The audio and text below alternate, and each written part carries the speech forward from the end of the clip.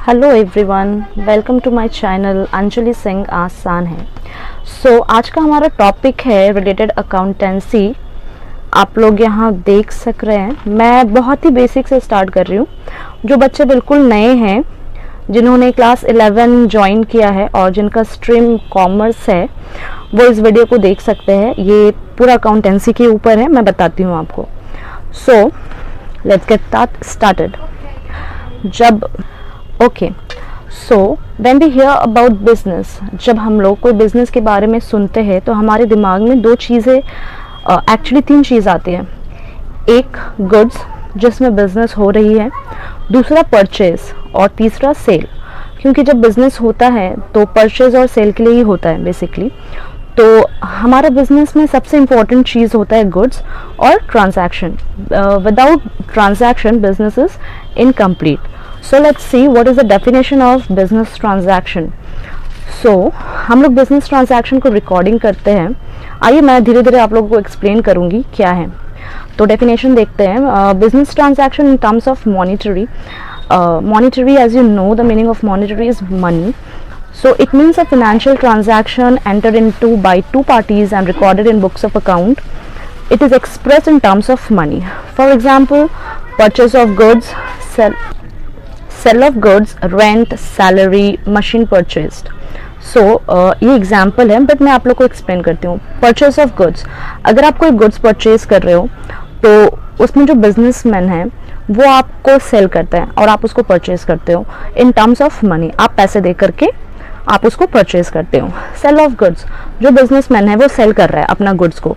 तो जब वो सेल कर रहा है, ठीक है, तो ट्रांजैक्शन हो रहा है, क्योंकि जब वो अपना गुड्स को सेल कर रहा है तो उसके बदले में आप लोग क्या कर रहे हैं, हम लोग क्या करते हैं, मनी उसको देते हैं।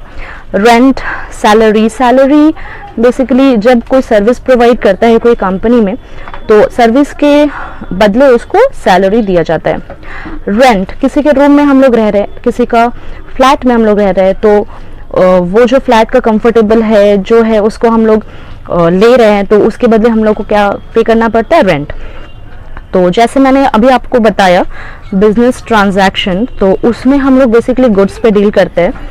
तो गुड्स पे ट्रांजैक्शन करते हैं। तो goods are what? Goods are basically a physical item of trade. Trade मतलब जैसे हम लोग को पता है व्यापार होता है, तो कोई भी व्यापार करने के लिए हम लोग को गुड्स में डील करना पड़ता है, ठीक है। तो गुड्स का क्या होता है, परचेज होता है और सेल होता है। तो परचेज दो तरह से कर पाएंगे हम लोग, एक कैश बेसिस और एक क्रेडिट बेसिस, ठीक है। सेल का भी वही होता है, cash basis and credit basis. मैं डिटेल में आप लोग को फर्दर एक्सप्लेन करूंगी। तो आइए परचेज अकाउंट के बारे में जाने।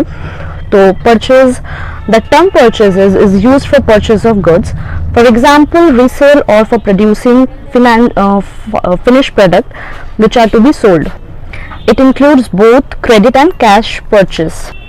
ओके, हम लोग कोई भी लाइक किसी भी कंपनी से या किसी भी कंपनी का कोई प्रोडक्ट खरीदते हैं। फॉर एग्जांपल आजकल हम लोग बहुत ऑनलाइन शॉपिंग कर रहे हैं, ठीक है। तो उसमें भी आप देखेंगे कि आपको क्या है कि क्रेडिट का उसमें ऑप्शन आता है। खैर उसकी बात हम लोग बाद में करेंगे, बट अभी मैं आपको एक्सप्लेन करती हूँ। अगर हम लोग जाते हैं राशन शॉप में, तो वहाँ पे क्या होता है, आप कैश बेसिस पे भी खरीद सकते हैं और क्रेडिट बेसिस पे भी खरीद सकते हैं सामान जो होता है, ठीक है। तो बेसिकली वही होता है परचेस और सेल्स अकाउंट। तो ये जो अकाउंट टर्म है दिया हुआ, मैं बाद में और अच्छे से एक्सप्लेन करूंगी, बट अभी मैं बता रही हूँ परचेज रिलेटेड जो भी आइटम होता है ना, वो हम लोग परचेज अकाउंट में रिकॉर्ड करते हैं। तो आइए देखते हैं सेल्स अकाउंट का क्या है। तो सेल्स मतलब हम लोग सबको पता है सेल्स क्या होता है। सेल्स बेसिकली जो सामान बिक्री होता है और जो हम लोग खरीदते हैं, तो जब बिक्री होता है तभी हम लोग खरीदते हैं, तो उसी को सेल बोला जाता है इन टर्म्स ऑफ मनी। अगर कोई आपको सामान बिक्री कर रहा है तो वो तो उसके बदले में पैसे लेगा ना, तो वही उसी को ट्रांजैक्शन बोला जाता है, ध्यान रखिएगा। Okay, so the definition goes like this. The term sale is used for sale of goods which are dealt by the firm.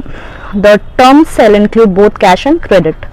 So जैसे मैंने परचेज पे आपको एक्सप्लेन किया परचेज अकाउंट पे, तो सेल्स अकाउंट पे भी सेल्स में भी वैसे ही होता है।